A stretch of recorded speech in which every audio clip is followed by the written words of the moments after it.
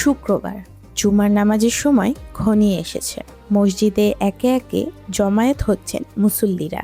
নামাজ শুরুর আগে কেউ জায়নামাজ সোজা করছেন হাতে, কেউ আবার পা দিয়ে টেনে নিচ্ছেন নিজের জায়গা মতো। কিন্তু হঠাৎ প্রশ্ন, পা দিয়ে জায়নামাজ সোজা করা কি গুনাহ, নাকি এটি শুধুই একটি ভুল ধারণা? নামাজ ইসলামের সবচেয়ে গুরুত্বপূর্ণ ইবাদতগুলোর একটি।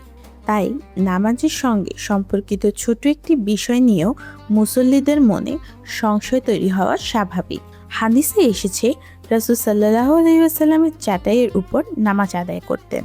অর্থাৎ নামাজের জন্য কাপড় বা চাটাই ব্যবহার করা নবীজি সাল্লাল্লাহু আলাইহি ওয়াসাল্লামের আমলেই ছিল।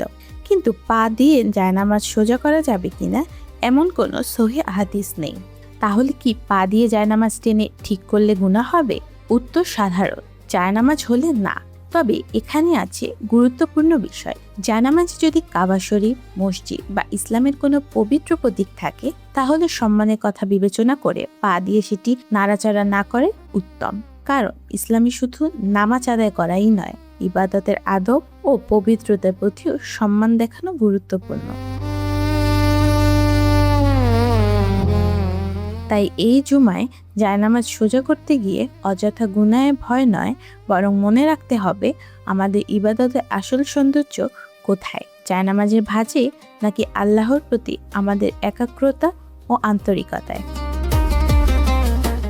Desk report, next Bangladesh 24।